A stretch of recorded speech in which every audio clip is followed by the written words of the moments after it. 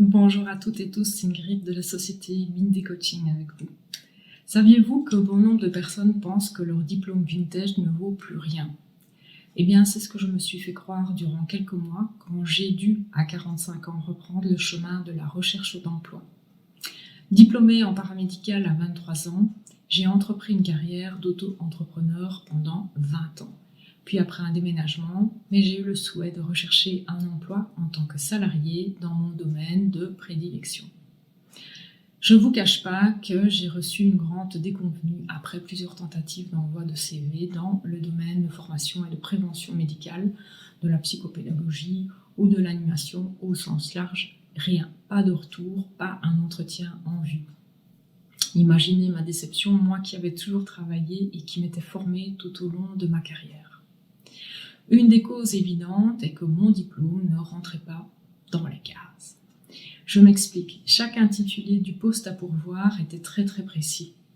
Par exemple, secrétaire médical en pédiatrie ou formateur en réinsertion professionnelle pour réfugiés. Vous voyez, c'était vraiment quelque chose de très précis.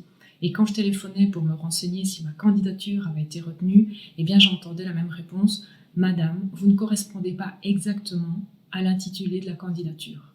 Et lorsque je soulignais mes nombreuses expériences, je recevais en retour: Madame, c'est pas contre vous, simplement vous êtes tellement de candidats diplômés qu'il faut trouver un élu qui correspond précisément à notre offre. Votre diplôme doit correspondre à l'intitulé du poste.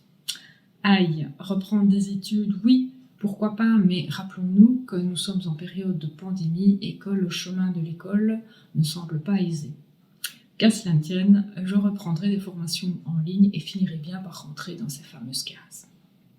De fil en aiguille, mes nombreuses formations en ligne m'ont mené sur des chemins de traverse. Tout était si intéressant et accessible, j'avoue m'être éloignée un petit peu de mon projet de départ, mais vraiment sans souci, parce qu'au final, j'ai repris une formation en thérapie brève ainsi que 3 formations en coaching.